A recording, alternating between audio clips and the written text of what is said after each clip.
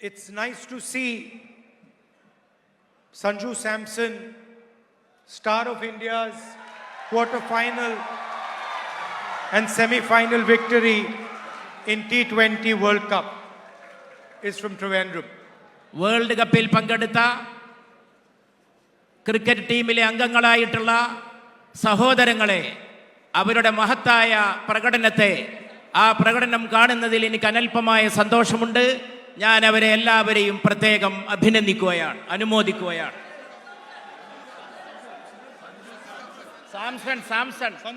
സഞ്ജു സാംസണെ പ്രത്യേകം ഈ സന്ദർഭത്തിൽ ഈ സദസ്സിന്റെ പേരിൽ നിങ്ങൾ അഭിനന്ദിക്കുകയാണ്. Of course,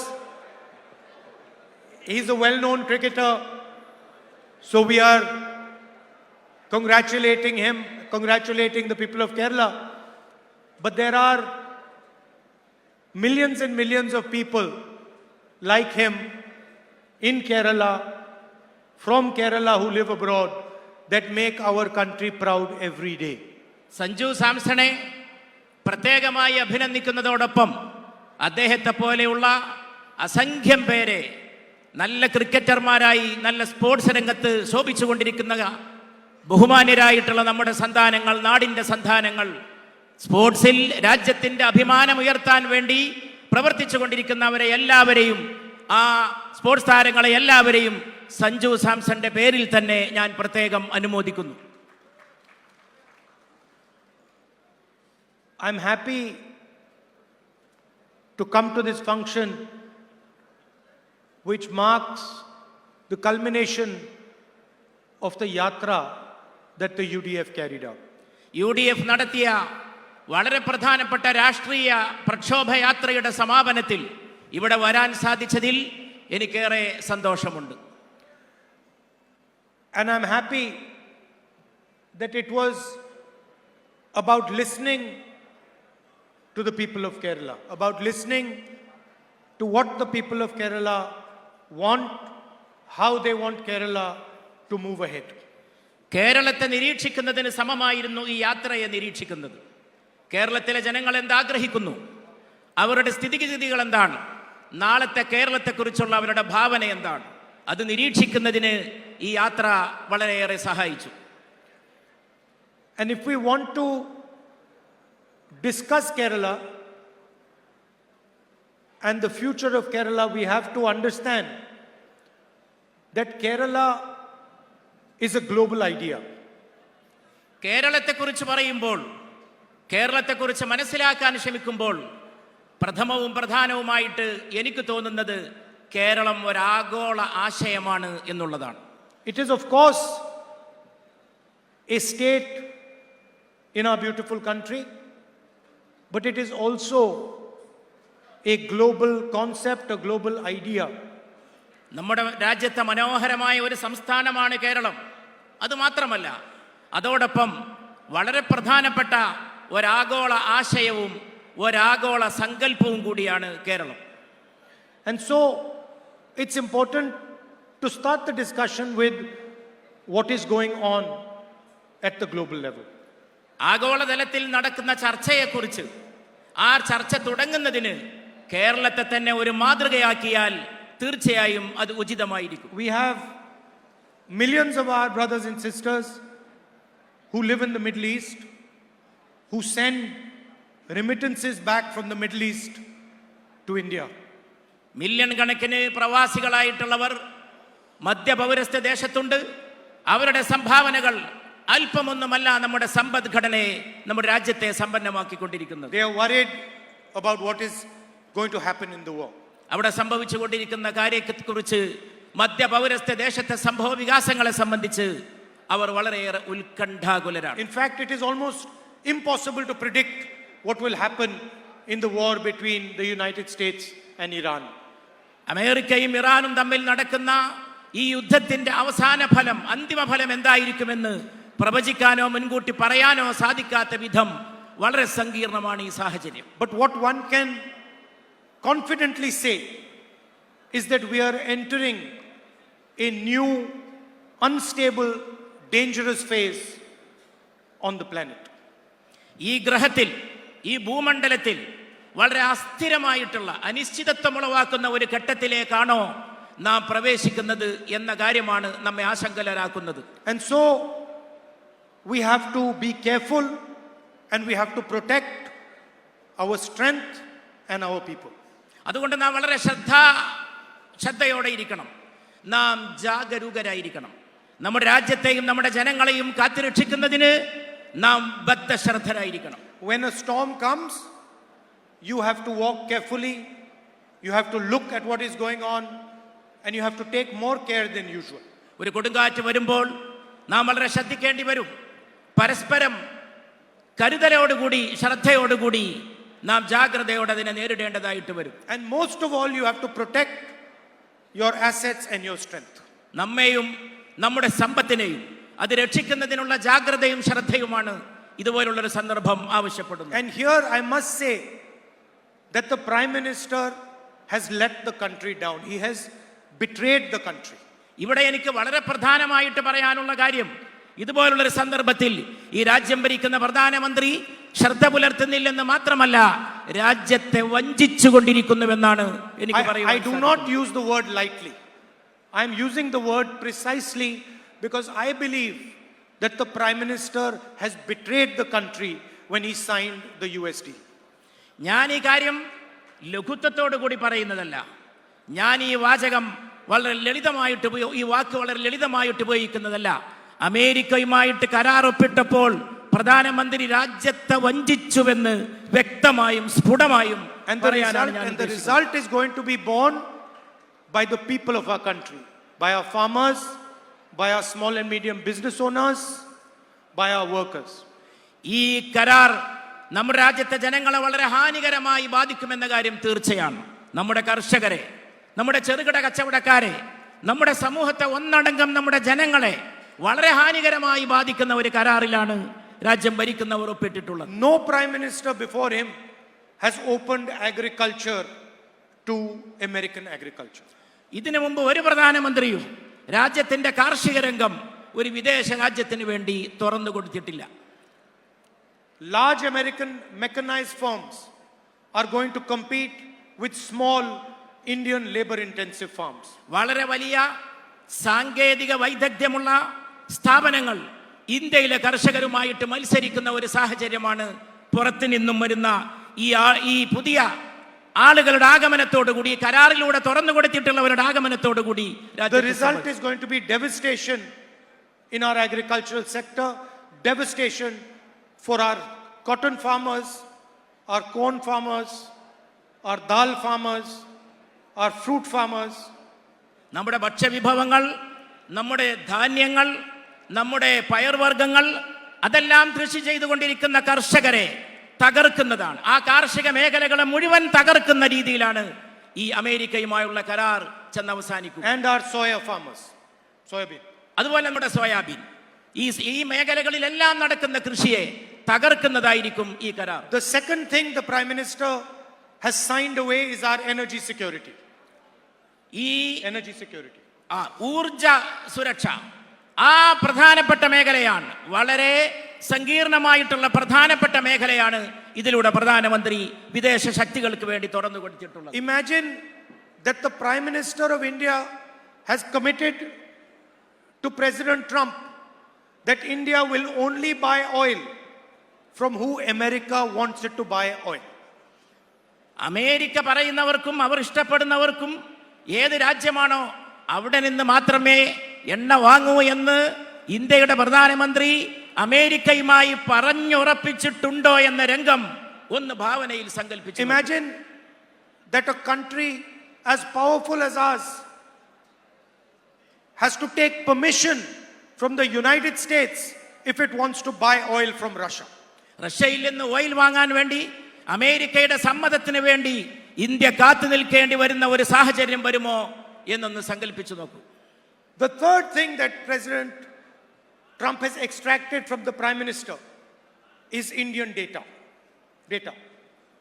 ട്രംപുമായി ഒപ്പിട്ടുള്ള കരാറിൽ വളരെ പ്രധാനപ്പെട്ട മറ്റൊരു മേഖല എന്ന് പറയുന്നത് തീർത്തും രഹസ്യമായിട്ടുള്ള ഡാറ്റ വിവരങ്ങളെ ബന്ധപ്പെട്ടിട്ടുള്ളതാണ്.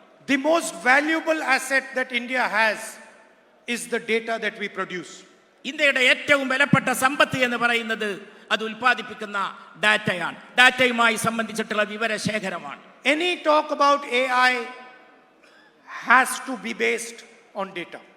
നിർമ്മിത ബുദ്ധിയുമായിട്ട് ബന്ധപ്പെട്ട ഏത് പ്രവർത്തനവും ഏത് പ്രക്രിയയും ഈ ഡാറ്റയെ ബന്ധപ്പെടുത്തിക്കൊണ്ട് മാത്രമേ രൂപകൽപ്പന ചെയ്യാൻ And സാധിക്കൂ. our 1.4 billion people produce the largest amount of data on the planet. നമ്മളാകട്ടെ ലോകത്ത് ഏറ്റവും കൂടുതൽ ഡാറ്റ വിവരശേഖരം ഉൽപ്പാദിപ്പിക്കുന്ന രാജ്യമാണ്. This includes medical data, it includes data on movement of people, it includes communication data. ഇത് ചികിത്സാ രംഗത്തുള്ള ഡാറ്റ, വൈദ്യശാസ്ത്ര രംഗത്തുള്ള ഡാറ്റ, ജനങ്ങൾ സഞ്ചരിച്ചു കൊണ്ടിരിക്കുന്ന അവരുടെ യാത്രവുമായിട്ട് ബന്ധപ്പെട്ടുള്ള വിവരങ്ങൾ, അങ്ങനെ വളരെ പ്രധാനപ്പെട്ട വളരെ വികാരസാന്ദ്രമായിട്ടുള്ള വിവരങ്ങൾ അടങ്ങിയിട്ടുള്ള ഡാറ്റയാണ് ഇതിലൂടെ നഷ്ടപ്പെടുന്നത്. All of it has been signed away by Prime Minister Modi. ഇതെല്ലാം പ്രധാനമന്ത്രി മോദി ഒപ്പിട്ട് വിദേശ ശക്തികൾക്ക് വേണ്ടി അടിയറവ് പറഞ്ഞു വെച്ചു കൊടുത്തിരിക്കുകയാണ്.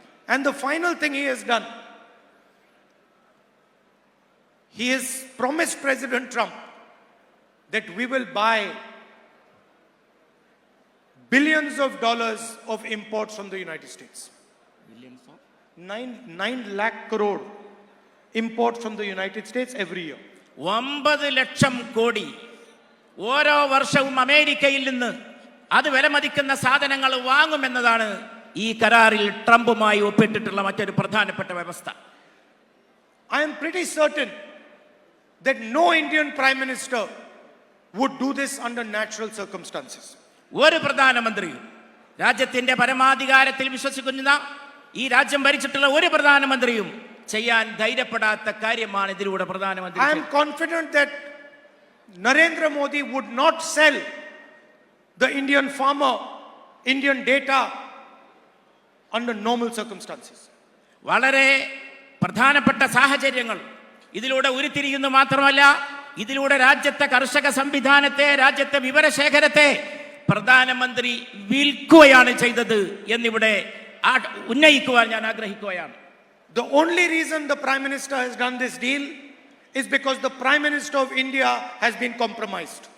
ഇതിന് പ്രധാനപ്പെട്ട കാരണം എന്തെന്നാൽ വളരെ വലിയ വിട്ടുവീഴ്ചകൾക്ക് പ്രധാനമന്ത്രി വിധേയനാകേണ്ടി വന്നു എന്നുള്ളതാണ്. There are 3.5 million Epstein files that have still not been revealed. എത്രയോ എപ്സ്റ്റീൻ ഫയലുകൾ, അസംഖ്യം ഫയലുകൾ അനാവരണം ചെയ്യപ്പെട്ട് കിടക്കുകയാണ്. And the Prime Minister of India is terrified that the United States will release those files. ഈ ഫയലുകളെല്ലാം തന്നെ ഉടൻ തന്നെ വെളിച്ചത്ത് കൊണ്ടുവരുമെന്ന് ഇതിനകം പ്രഖ്യാപിക്കപ്പെട്ട് കഴിയുകയും. Anil Ambani, a close confidant of the Prime Minister's name, is in those files. ആ ഫയലുകളിൽ പ്രധാനമന്ത്രിയുടെ പേരുണ്ട് എന്നുള്ളതും ഇവിടെ ഇതിനകം വ്യക്തമാക്കപ്പെട്ടിരിക്കുന്നു. Hardeep Puri's name is in those files. Hardeep Puri. Hardeep പുരിയാണ് ഈ പേര് ആ ഫയലുകളിൽ തീർച്ചയായും ഉണ്ടെന്ന് വ്യക്തമാക്കിയത്. And we are confident that there are many other names in these files. പല പേരുകളും ഇനിയും ഈ ഫയലുകളിൽ ഉണ്ടാകും എന്നാണ് നാം മനസ്സിലാക്കുന്നത്. On the other side, the United States has a criminal case on Mr. Adani. അതുപോലെ തന്നെ അദാനിയെ പോലുള്ളവരുടെ പേരുകളും അമേരിക്കയുടെ മറ്റ് രേഖകളിൽ തീർച്ചയായും കാണാൻ സാധിക്കുന്നു. And Prime Minister Modi is terrified that the finances of the BJP and his finances will be revealed to the people of India. ഈ പേരുകളെല്ലാം തന്നെ ഇന്ത്യയിലെ രാജ്യത്തിലെ ജനങ്ങൾക്ക് വേണ്ടി വിവരിക്കും, അത് വ്യക്തമാക്കുമെന്നും പ്രധാനമന്ത്രി വ്യക്തമാക്കി കഴിഞ്ഞിരിക്കുന്നു. And that is why the Prime Minister panicked and signed the US-India deal. അത് മനസ്സിലാക്കിക്കൊണ്ടാണ് പരിഭ്രമിച്ച് അമേരിക്കയുമായുള്ള കരാറിൽ ഒപ്പിടാൻ പ്രധാനമന്ത്രി നിർബന്ധിതനായി തീർന്നത്. If you go on YouTube and you search, you will find that President Trump is openly threatening the Prime Minister of India. ഇന്ത്യയുടെ പ്രധാനമന്ത്രിയെ വ്യക്തിപരമായി ഭീഷണിപ്പെടുത്തുന്ന വിദേശ ശക്തികളെ കുറിച്ച് ഈ കാര്യത്തിൽ ഫയലുകളിലേക്ക് പോയാൽ നിങ്ങൾക്ക് കാണാൻ. He openly says that he can destroy the career of Mr. Modi. മോദിയുടെ കരിയർ തന്നെ തകർക്കുമെന്ന രീതിയിലുള്ള വലിയ വിശദീകരണങ്ങളാണ് അവർ നടത്തിക്കൊണ്ടിരിക്കുന്നത്. So Mr. Modi is controlled by President Trump. Mr. Modi is president Trump എല്ലാ അർത്ഥത്തിലും നമ്മുടെ പ്രധാനമന്ത്രിയെ നിയന്ത്രിച്ചു കൊണ്ടിരിക്കുകയാണ് എന്നാണ് ഇതിന്റെ എല്ലാം രത്നച്ചുരുക്കം. And the exact same way that Mr. Trump controls Mr. Modi controls the Chief Minister of Kerala. The same way Trump controls Mr. Modi controls the Chief Minister of Kerala.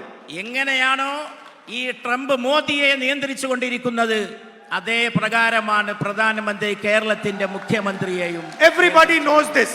ഇതിന്റെ കാരണം എന്തെന്ന് ഞാൻ നിങ്ങളോട് പറയാം. In fact, if you seriously go and ask workers of the CPM this question, they will admit that what I am saying is correct.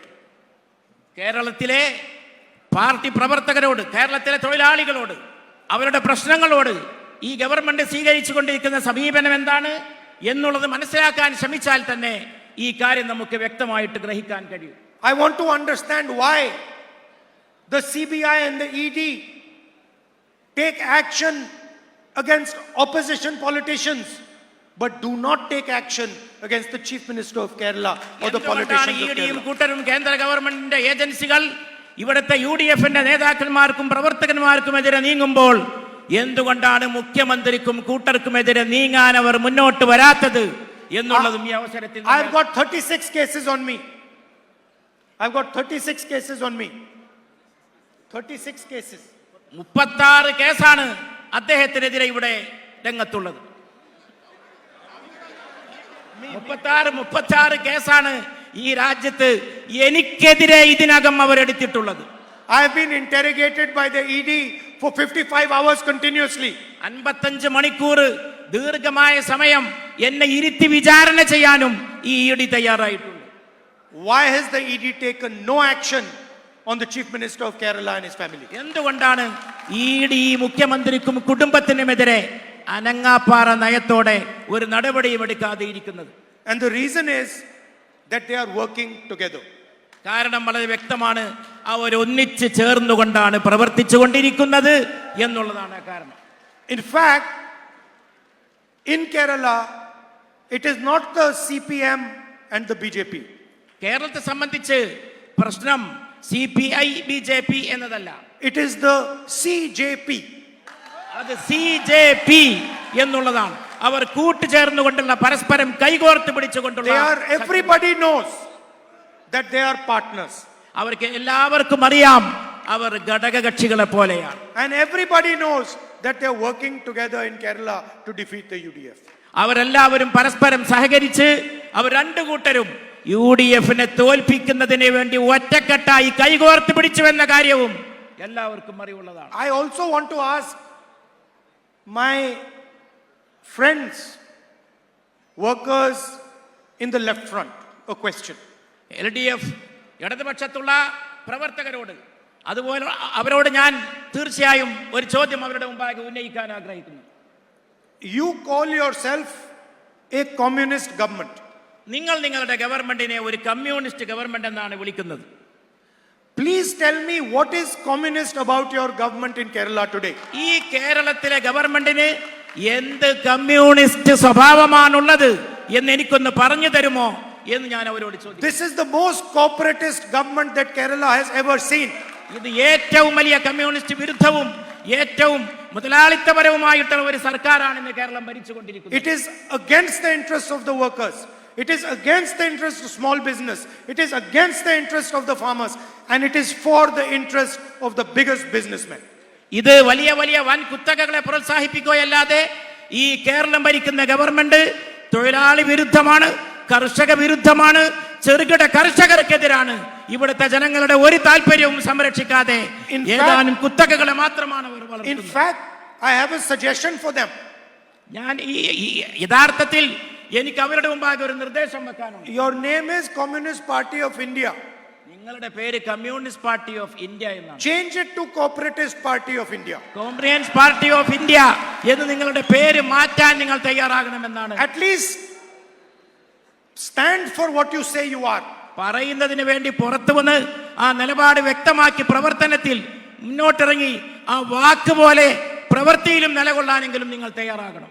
You can ask their workers this question, and I guarantee you at least 50% will say, you know what?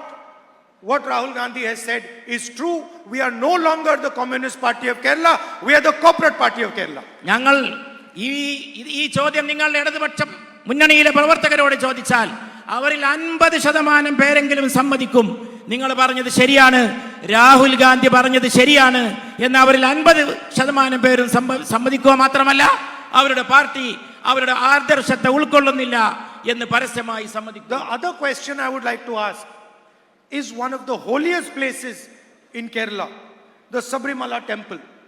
Gold was stolen from the Sabrimala temple.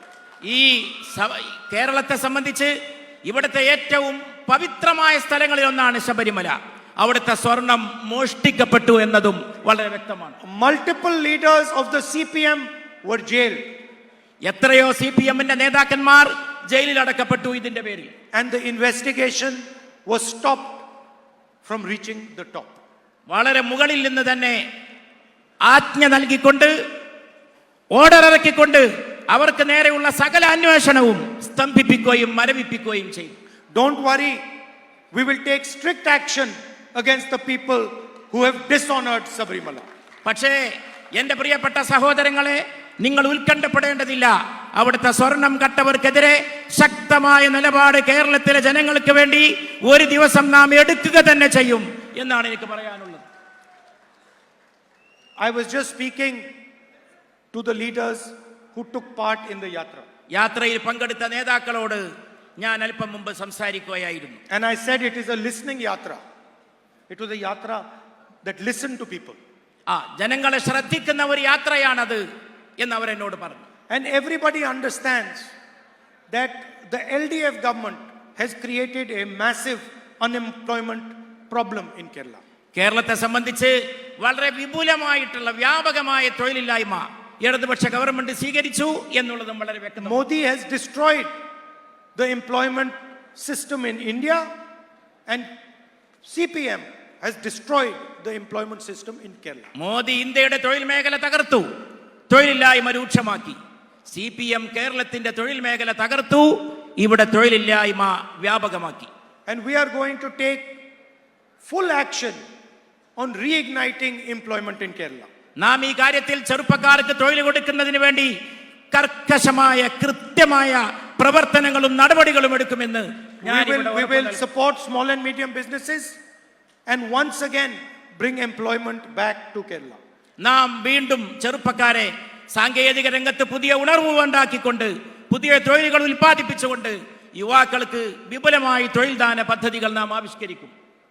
We do not like the fact that millions of people from Kerala are forced to go abroad for employment. ഈ കേരളത്തിലെ ജനങ്ങൾ എന്തുകൊണ്ടാണ് million കണക്കിന് ചെറുപ്പക്കാർ വിദേശത്ത് പോയി തൊഴിലെടുക്കാൻ നിർബന്ധിതരാകുന്നത് എന്ന കാര്യം നാം ഇപ്പോഴും ആലോചിക്കുന്നു. In addition to that, we are going to provide some basic protections to the people of Kerala. അതുമാത്രമല്ല, കേരളത്തിലെ ജനങ്ങൾക്ക് ചില അടിസ്ഥാനപരമായ സുരക്ഷാ നടപടികൾ അനിവാര്യമാണ്. That will be like a protective cover for the people of Kerala. Protective cover. ഈ കേരളത്തിലെ ജനങ്ങൾക്ക് ഒരു സുരക്ഷാ വലയം എല്ലാ അർത്ഥത്തിലും ജീവിത രംഗത്ത് പണിതു കൊടുക്കേണ്ടതുണ്ട്. So we have 5 guarantees which we are proposing for the people of Kerala. 5 ഗ്യാരണ്ടികളാണ്, 5 ഉറപ്പുകളാണ്, പഞ്ചവ്യവസ്ഥകളാണ് ഈ രംഗത്ത് കേരളത്തിലെ ജനങ്ങൾക്ക് മുമ്പിൽ ഞങ്ങൾക്ക് സമർപ്പിക്കാനുള്ളത്. So the first guarantee is a free bus travel for all women in KSRTC buses.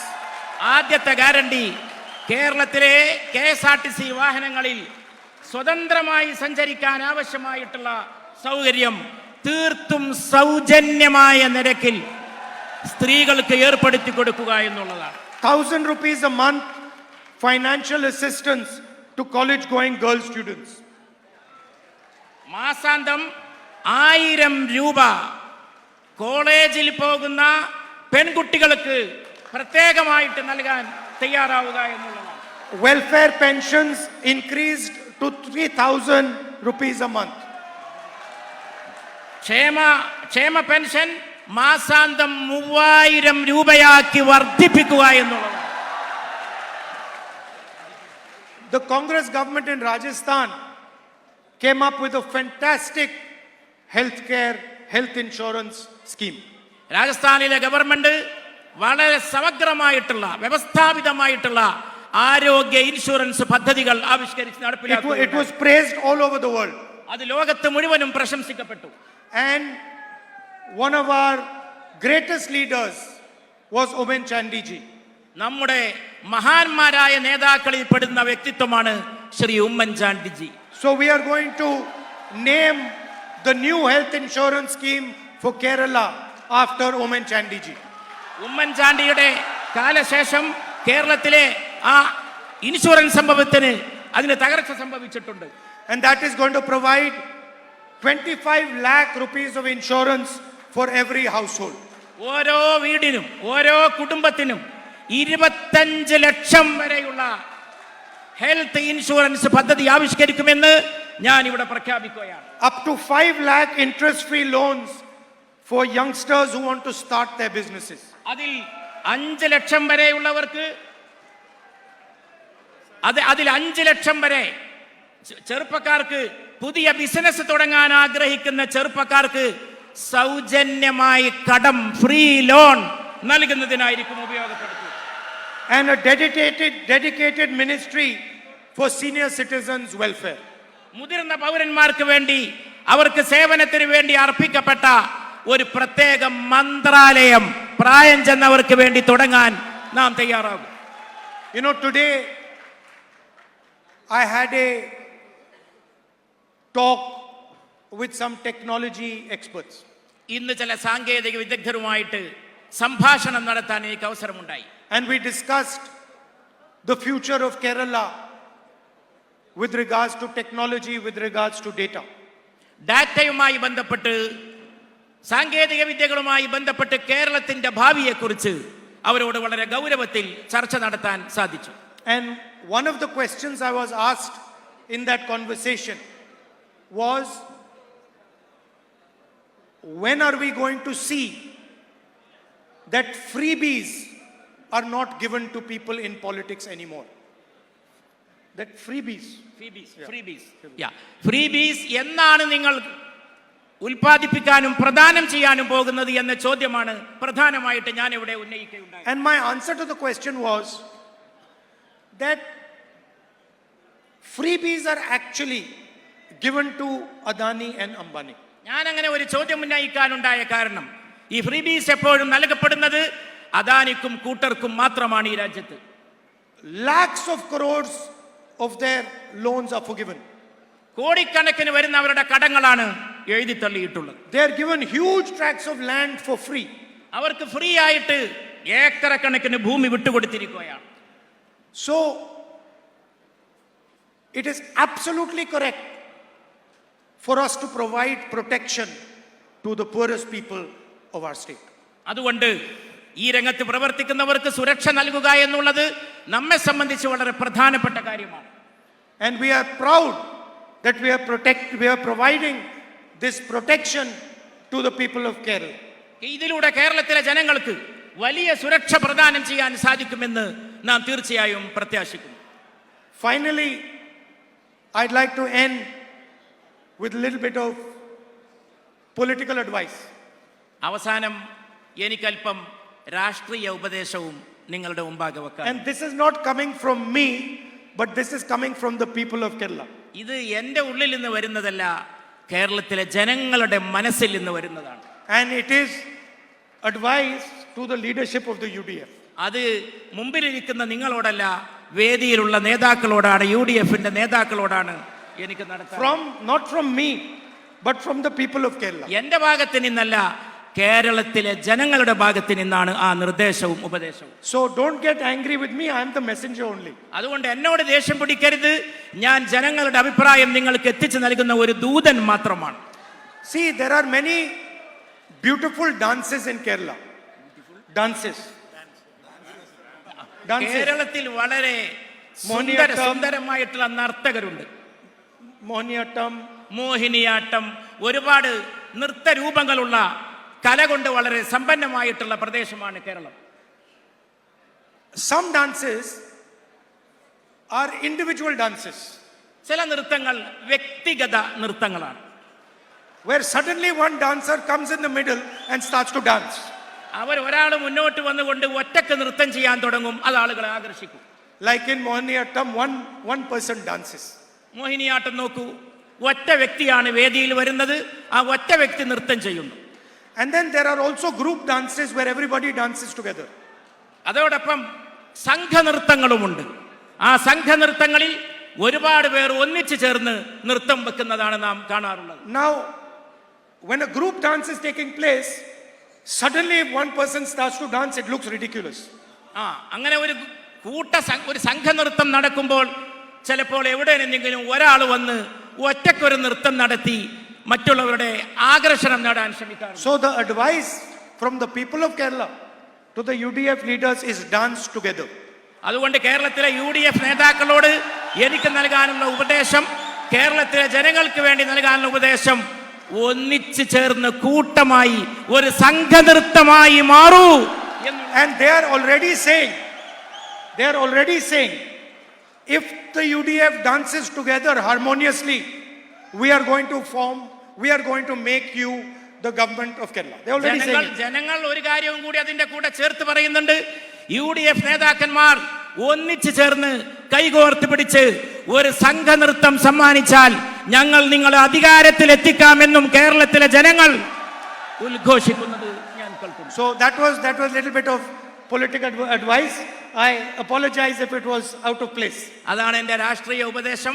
അങ്ങനെ പറയുന്നതിൽ വല്ല അനിഷ്ടവും ഉണ്ടെങ്കിൽ ഞാൻ ക്ഷമാപണം നടത്തുകയാണ്. Once again, whenever I come here, it is an honor for me to come to Kerala, this great land, to come to see the people of Kerala. ഈ മഹത്തായ നാട്ടിൽ വരുന്നത്, കേരളത്തിൽ വരുന്നത്, ഇവിടുത്തെ സുന്ദരന്മാരായിട്ടുള്ള സൗന്ദര്യമുള്ള ജനങ്ങളെ കാണുന്നത്, നല്ല മനുഷ്യരെ കാണുന്നത് വളരെ സന്തോഷകരവും അഭിമാനകരവുമായിട്ടുള്ള കാര്യമാണ്. I am looking at that picture over there. That picture there. ഞാൻ ഈ വേദിയുടെ ഒരു വശത്ത് വെച്ചിരിക്കുന്ന ഈ ചിത്രം സാഗൂതം ശ്രദ്ധിക്കുകയായിരുന്നു. And I can see top quality leadership in that photograph. എനിക്ക് ഈ ഫോട്ടോയിൽ കേരളത്തിലെ ഐക്യ ജനാധിപത്യ മുന്നണിയുടെ സമുന്നതരായ നേതാക്കളെയാണ് കാണാൻ സാധിക്കുന്നത്. Each person in that photograph is a formidable political leader. ഈ ചിത്രത്തിൽ കാണുന്ന ഓരോ നേതാവും കേരളത്തെ സംബന്ധിച്ച് അവഗണിക്കാൻ കഴിയാത്ത ശക്തന്മാരായിട്ടുള്ള നേതാക്കളാണ്. And each one of them represents some part of Kerala society. കേരളീയ സമൂഹത്തിന്റെ ഏതെങ്കിലും സുപ്രധാനമായ ഒരു ഭാഗത്തെയാണ്, അതിന്റെ പ്രതിനിധീഭവിക്കുകയാണ് ഇതിലെ ഓരോ നേതാവും ചെയ്യുന്നത്. So I want them to all work together to defeat the corrupt left front government. ഈ ഇടതുപക്ഷ ഗവൺമെന്റിനെ തോൽപ്പിക്കുന്നതിന് വേണ്ടി, ചെറുത്ത് തോൽപ്പിക്കുന്നതിന് വേണ്ടി അവരെല്ലാവരും ഒറ്റക്കെട്ടായി കൈകോർത്ത് പിടിച്ച് പ്രവർത്തിക്കണമെന്ന് ഞാൻ അഭ്യർത്ഥിക്കുകയാണ്. And to help give a fantastic future to the people of Kerala. കേരളത്തിന് അത്ഭുതകരമായിട്ടുള്ള ഒരു ഭാവി സമ്മാനിക്കണമെന്നും ഞാൻ അവരോട് അഭ്യർത്ഥിക്കുകയാണ്. I said today earlier that I owe a debt to the people of Kerala. I owe debt to the people of Kerala. ഞാൻ കേരളത്തിലെ ജനങ്ങളോട് വളരെ കടപ്പെട്ടവനാണ്. And I will never forget that debt. ഞാൻ ഒരിക്കലും കേരളത്തിലെ ജനങ്ങളോടുള്ള കടപ്പാട് എന്റെ ജീവിതത്തിൽ ഒരിക്കലും ഞാൻ മറക്കുകയില്ല. When I was being attacked mercilessly, ruthlessly by the BJP, by the RSS, Kerala embraced me. BJPയുടെയും RSSന്റെയും ക്രൂരമായ ദയാദാക്ഷിണ്യമില്ലാത്ത ആക്രമണങ്ങൾക്ക് ഞാൻ ഇരയാക്കപ്പെട്ടത് തീർച്ചയായും ഞാൻ. They say that you find out who your friends are in the most difficult time. ഈ ബുദ്ധിമുട്ടുള്ള സമയത്ത്, അങ്ങനെ ആക്രമിക്കപ്പെട്ട സമയത്ത് കേരളത്തിലെ ജനങ്ങളാണ്, നിങ്ങളാണ് എന്റെ കൂടെ ഒരു മടിയും കൂടാതെ നിലയുറപ്പിക്കുകയുണ്ടായത്. In the most difficult time I found out that Kerala is my friend. വളരെ പ്രയാസമേറിയ ക്ലേശകരമായ സന്ദർഭങ്ങളിൽ കേരളത്തിലെ ജനങ്ങൾ എപ്പോഴും എന്റെ കൂടെ ഉറച്ചു നിലകൊള്ളുന്നത് മാത്രമാണ് എനിക്ക് കാണുവാൻ. Not just my friend but my protector also. My protector. Not just my friend but also my protector. മാത്രമല്ല ഇതെന്റെ സംരക്ഷകരായിട്ടുള്ള എന്റെ സുഹൃത്തുക്കൾ മാത്രമല്ല, അല്ലാത്തവരും എന്നോടൊപ്പം നിന്നിട്ടുണ്ട് എന്നുള്ളതാണ്. So I am ready to do whatever the people of Kerala want to help build a good future for the people. അതുകൊണ്ട് കേരളത്തിന്റെ ഭാവിക്ക് വേണ്ടി നിങ്ങൾ ആവശ്യപ്പെടുന്നത് എന്താണോ അത് നിങ്ങൾക്ക് വേണ്ടി ചെയ്തു തരാൻ ഞാൻ സർവദാ സന്നദ്ധനാണ് എന്ന് ഞാൻ എൻ്റെ And I സഹോദരൻ, am forever a soldier of the people of Kerala. ഞാൻ കേരളത്തിലെ ജനങ്ങൾക്ക് വേണ്ടി നിലകൊള്ളുന്ന ഒരു പടയാളിയാണ്, നിങ്ങളുടെ കർമ്മഭടനാണ് എന്ന് ഞാൻ നിങ്ങളോട് പറയും. Thank you very much. നിങ്ങൾക്ക് എൻ്റെ നന്ദി. Namaskar.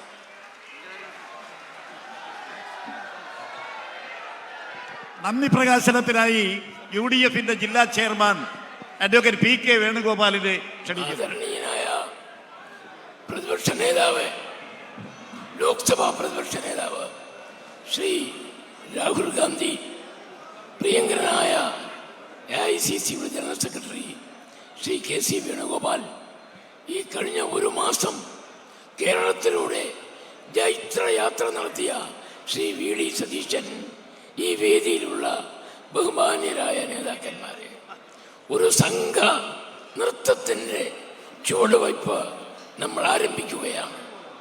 സദ്ഭരണത്തിൻ്റെ ശുഭപ്രതീക്ഷയുടെ കഴിഞ്ഞ ഒരു ദശകക്കാലമായി കേരളത്തെ മുച്ചൂടും പിടിച്ച ഗവൺമെന്റിനെതിരായ പോരാട്ടത്തിലെ വിജയ മുഹൂർത്തം സമാഗതമാവുകയാണ്. നമുക്ക് ഒരുമിച്ച് നീക്കാം. രാഹുൽ ഗാന്ധിയുടെ വാക്കുകൾ, കഴിഞ്ഞ ഒരു മാസക്കാലമായി കേരളത്തിൽ ഉടനീളം നമ്മൾ സൃഷ്ടിച്ച ആ വലിയ ചലനം, അത് തെരഞ്ഞെടുപ്പ് വിജയത്തിലേക്ക് എത്തിക്കാം. ഈ യോഗത്തിൽ പങ്കെടുത്ത ആദരണീയനായ രാഹുൽ ഗാന്ധി അവർ, അധ്യക്ഷത വഹിച്ച ശ്രീ VD സതീശൻ അവർ, അതുപോലെ തന്നെ AICCയുടെ general secretary Shri KC Venugopal, ഈ യോഗത്തിൽ ഈ വേദിയിലുള്ള UDF പണക്കാട്ടങ്ങൾ